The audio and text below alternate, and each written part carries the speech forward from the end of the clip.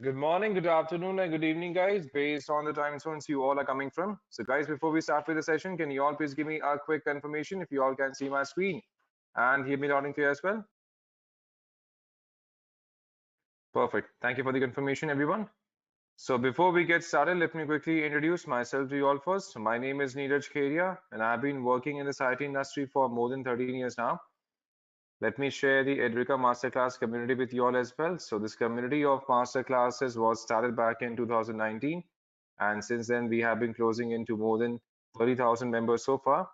And in these masterclasses, we conduct multiple webinars and live events on different topics, including blockchain, IoT, artificial intelligence, machine learning, on big data, and multiple front-end and back-end development frameworks.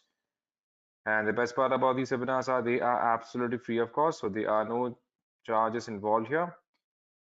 So to be a part of this group, we only have to click on join this group, and we will be getting notified with the schedule that we have planned for the month so that we can join accordingly. So the main agenda for today's session, we have gathered for our discussion on Power BI dashboard. So here we are going to discuss on why exactly we need to visualize data, what is data visualization, and then we are going to discuss on the introduction to Power BI and the data visualization using Power BI. If the time allows, then we are going to see the hands-on as well. Need. Now, why exactly we need to visualize data? Because until unless we are having a good insight about the data that we have the access, we won't be able to work accordingly. For example, let's say here until unless we don't know what exactly the pattern has been in a given data set, so we'll not be able to make sense. And again, if we are not going to make sense, then there's no use of that data for us, right?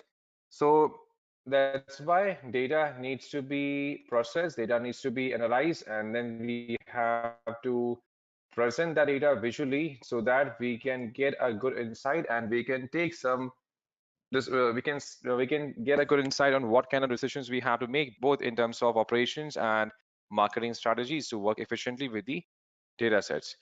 And data visualization, no, when we are trying to visualize data, it simply allows us to quickly interpret the data and adjust different variables to see their effect. Now, what exactly data visualization is? So basically, it's a presentation of data in the pictorial or graphical format. Let's say we have a data for past sales record for any e-commerce store for past 1 year, 2 years, 5 years. And now we want to find out what exactly the profit distribution has been in last 3 years, and which month have been the most profitable, which month have been the least profitable, and how the profit has been distributed among different subcategories.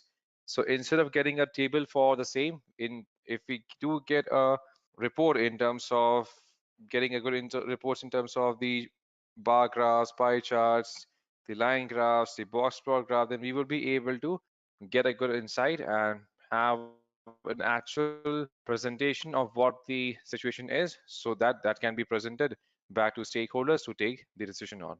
And Power BI is one of the most popular BI tools. BI means business intelligence. So Power BI allows us to create visual reports of any data set. Now we can integrate any data set which may be originating from any local file or any databases or any third-party applications. Like we have Adobe Analytics, we have Marketo, we have our own website. So we can pull data from any given data source, and then we can create the visual reports out of it. And then we can present that report, we can share the report with anyone we want. So it helps us in getting the aggregation, analyzing, visualizing the data set, and sharing the entire data once it has been readily available. So in terms of Power BI, we have the support for bar charts, for column chart, line charts, and area charts, combination charts, pie chart, donut chart, and tree maps. And then we also get support for funnel charts, for gauge and for cards, and tables and matrices. So we have different types of visuals available, and we can choose what kind of visual matches our requirement so that we can use that visual for presenting the data, or we can say for solving the problem statement that we have been given working as a BI developer.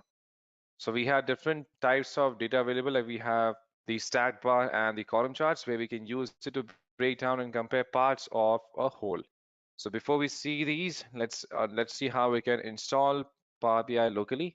So for that, we have to go ahead and look for Power BI Community Edition download. So we have something called as Power BI Desktop, which is basically offered on a Community Edition parts. That means we can download it for free. There is no licensing involved there. So we do have two versions, Power BI Desktop free version, and then we have the Enterprise Edition. So if you want to use the Enterprise level Power BI with having some advanced features, then we have to go ahead and subscribe to its Pro plan, else we can start with for free. So this is available as a App Store application that we can go ahead and download directly from the App Store available for our Windows platform. And once we have got the access, so here we can simply click on try for free. We have to log in via our work email. So personal email addresses are not allowed. We have to use our work email. So we can use this link to get the access. And once we sign up, and then we can go ahead and download this.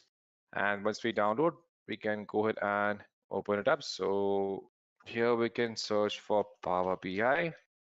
So Power BI is currently installed as a desktop application. So we also have Power BI service, which allows us to see the report and create some quick visuals. But the main tools are available in Power BI desktop that we have to work with. So let's open it up. So this is the dashboard. This is a home dashboard for Power BI that we are looking at. Now, once we are into the dashboard, we have to go ahead and create a visual report out of it. So for example, all right, so here we have the dashboard. So first of all, before we can get started creating a report, we have to import a data set. So for importing data, we can click on this option which says get data. And here we can choose what is the data source that we have to focus on. So here we can choose Excel. Or we can, if we have a data in our Excel file locally, then we can choose Excel. If we have data stored in CSV, in web data format, in blank query, or in the SQL Server, or if we want to see more data sources, we can click on more. And here we can see here we have the access to multiple data sources. Like we can go ahead for file. We can get now if we have a local file available in the format of CSV or the Excel file, then we can choose these available data formats. If we have the data stored in any specific data set, for example, we have the data stored in MySQL, in Postgres, Sysbase, Teradata, Amazon Redshift being a data warehousing service, or SQL Server database, then we can choose data from these different sources. We can choose the Power Platform where we can have the Power BI data sets. We can choose from Azure since this is offered by Microsoft. So we are having the entire access to all the Azure database services, starting from the Azure SQL data warehouse, analysis service database, blob storage, table storage, and data lake that we can directly get connected to. So we have some in Power BI, we have something called as direct query. That means, let's say when we are working with large data sets, for example, we have terabytes, we have petabytes of data, and so it is not going to be feasible to bring that data locally, right? So we can use direct query available by Power BI so that we can perform the operations, we can create dashboards, reports from the data without pulling the data locally. All right. So here we can choose from any given data sources. Let's say here we can go ahead with all. Let's say for now we can choose Excel file, click on connect. Here we can choose any given data sources. For example, let's say we have data. Let's say here we have data available for a sample global superstore order. So here we can choose that. Click on open. Here we can choose data formats to be orders. Here we can choose from any given data sources. And now here we can see a sample preview of the data that we have the access to. If you want to work on transforming the data, we can click on transform data. So this is going to open Power Query. So using Power Query, we can make changes to any data that we are going to import. Let's say here we have in this file, we have row ID, order date, shipment mode, customer ID, customer name, the segment. Then we have details such as postal code, city, state, country, region, market. Then we have category, subcategory, product name, the sales, quantity, discount, profit, shipping cost. We have these details available in this current sheet. Now, let's say we want to perform some changes. We want to apply feature engineering to this current data set. We can do that. If we want to drop some columns which are of no use, let's say here we have row ID. Now, row ID is of no use to us, and this is only increasing the weight of the file. So if you want, we can drop this column as well. Let's say here we want to remove this column. we can go ahead and remove the column. And then once we are done, we can click on close and apply. So this is going to apply whatever changes on data set, and then it is going to be imported in Power BI, and then we can create reports out of it. So once the data has been imported, we would be able to see those data pointers available in the sidebar, in the right sidebar. We can see here under orders, we have category, city, country, order date, postal code, quality, region. So these all are different data pointers available. So now if you want to create a report, so this is the canvas where we can start creating reports. Let's say we want to show the reports for the profit and the timeline in which the profit has been recorded. So here we can choose order date. Now for every single report that we are going to create, we have different type of visuals that we can make use of. Let's say here we have the bar graph, right? So here we have a clustered column chart. If you want to present this in terms of a clustered row chart, so here we can choose row, or here we can choose the column chart depending upon the requirement. Then we also have visuals such as line graph. We can convert this line graph to any other visual we want.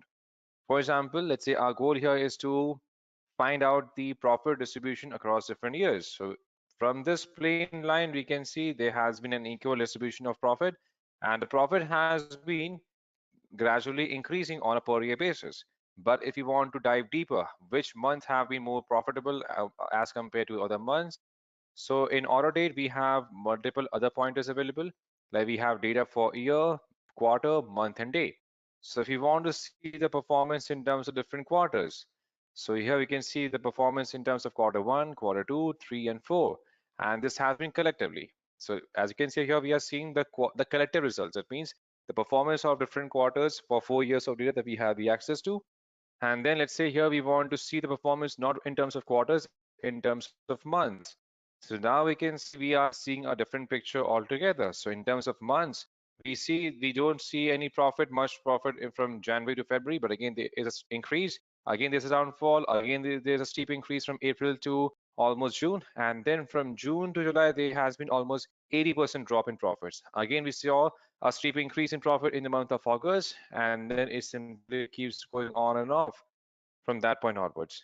And let's say we want to visualize, okay, this is collective results. That means we have data for 4 years, and this is the report generated for all 4 years. And now if we want to customize this, we have to go ahead and pull year, and we can choose year to be put into legend field.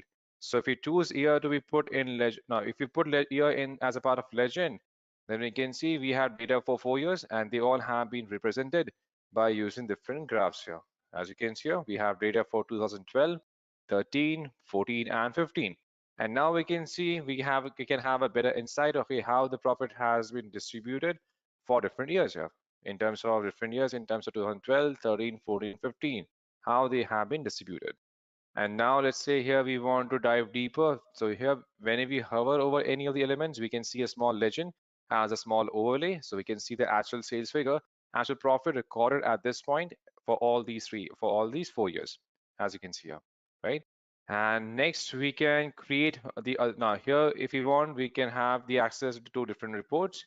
For example, we can create a multi-page report as well. So for adding additional pages, we can click on new page, and then we can define the page type. For example, let's say here we want to create a report showcasing the shipment mode and the profit recorded in different shipment modes. And then we want to present this, let's say, as a donut chart, as a donut. So here we have a donut mode available. So here we can even drag and drop, and again, here we can choose how exactly we have to create multiple reports. We can add multiple visuals here. Let's say here we want to showcase the profit in terms of different subcategories as well. Like we have subcategories. So here, let's say we want to show it as a part of pie chart. So here we can choose. Here we have profit by shipment mode, profit by subcategories, and suppose here we want to use a different visual altogether. Here we want to use a simple plot graph here. So here we can choose any other visual which matches our requirement. We want to use a tree map, we can use a tree map as well. So it all comes down to what kind of visuals matches our requirement, and then we can present them accordingly. All right. Let's say here we want to keep it as a pie chart only. Now in this page, we want to showcase only profit. So now we want to show the profit based on different segments as well. So how it has been divided in terms of segments. So here we have 3 segments. So let's say here we want to use a tree map. So you can see the main segment has been consumer, then corporate, and then office. And now we want to showcase the profit based on the, I suppose, based on the, here we have regions. Suppose here we can showcase how the profit has been recorded for different regions that we can visualize. Again, we have different ways of plotting this graph as well. So depending upon how we want to plot it, we can choose the type of visual that we want to create. All right. So here we can choose profit, and let's suppose here we have some kind of geographical data sets, and here we can also choose to show the entire results in terms of a same as a bar graph, or we can also plot this on top of a map as well. So let's say here we want to plot this on a map. So here we can choose the profit. Here we can choose cities. If you wanted to showcase a profit that we have recorded in different cities. So this is a geospatial data that we can easily present by using a map section. So we have a map, so we can choose profit and cities, and then this data is going to be presented visually on top of a map itself. All right. So here we can see here we have currently the map is going to get populated. And now if you want to apply multiple filters, we can apply filters as well. Let's say here we want to see the report for those cities where we have actually sent, for example, we want to categorize them based on subcategories. So here we can add subcategories as a filters on this page. If you want to see the report only for accessories, not for every other product. So here we can customize them to accessories only. That means how the report, how the sales has been divided to different accessories here. If you want to see the report not for all cities, but we want to be selective. So here we can choose if you want to see the report only for, let's say only for, okay, let's do one thing. In cities, we can add filters for region. So here we can add region as a filter for this page. And now we want to see the results only for Canada. So here only Canada cities are currently being represented. We want to see the report only not for Canada, but again for central US. And we can choose central US. And now we can see the reports only for central US have been represented. And it is going to be a complete interactive report that we can generate. And now if you want, now let's say we have this kind of report created, then we want to export this report to be shared with anyone else. And now we can choose two methods of export. We can either choose the methods. Here we have this report. Now we want that this particular report should be exported. So what we can do, we can click on first of all file, and if you want to present this report in the format of a PDF document. Now, PDF document is not going to be interactive. It is going to be simple, plain graphics based on the reports that we have presented, and that can be used to take out a print and then present them visually. So I can see a PDF report has been generated, which contains the graphical elements of the current report that we have generated, as you can see here, right? And now we want to make this as a part of interactive dashboard. So here we can go back, we can choose a file, and let's say here we want to publish this. So here we can either go ahead and click on publish from the file option, or we have a direct publish option available here. So for publishing the report, first of all, we have to save it. We can save it as suppose demo report, and then we can log in. So before we can publish this, we have to log in into our account. So we can log in by using our own account that from which we have started using this platform. So we can log in, and once we log in, we would be able to publish this directly to Power BI service. So here we had to set up the password, and then we would be able to publish this to Power BI service, and then this report is going to be available there. We can use Power BI service to even generate a QR code, which is going to help us in distributing the QR code to anyone. So here we can choose a workspace to which we want to export this, and once this has been published, we would be able to start using it. Let's wait for a moment. So basically this publishes the report to Power BI service, and this is then going to be opened up in the browser. And then we can choose how exactly we want to share this further. So if we want to generate a shareable report, then this is going to be used. We only need to sign up by using our work email. Personal email addresses like Gmail, Hotmail, these are not allowed. So here we can click on demo report, and this is going to open this report in Power BI service. If we have logged in, then this is going to be opened up directly, and then we can see whatever we have done in the report. If we want to customize it further, we can do that in Power BI service. And then once we are done, we can click on generate report, and this is going to be not generate, but again, we can publish report further on by the team members. Now we can share this with team members, or we can share this with anyone by generating a QR code. So here we have the report. And now if you want to share this further, we can first of all click on this option which says share, and here we can share the report to mail. So this is currently available, report and embedding report to any of the website. For example, we want to embed this report with to any of the application that we have. Let's say a mobile application or a desktop dashboard that we have created. So we have to embed that. Or we can generate a QR code. So here we can click on generate a QR code. And this QR code can be shared with anyone. And once they scan the QR code, they have to log into their Power BI dashboard, and then they can get the access. And the process we have seen just now, we can create a PDF report, or we can simply generate the report and publish it across. We can use this with web apps if we have a pro version. If we want to embed this report, we have to click on publish to web, and then we have to make sure that our admin has given us that access, and that can be given only in the pro account. All right. And Tableau has been the most conventional platform capable of handling, we can say, a large amount of data set as compared to Power BI. Thank you so much for joining, and have a great day ahead. Take care. Bye bye.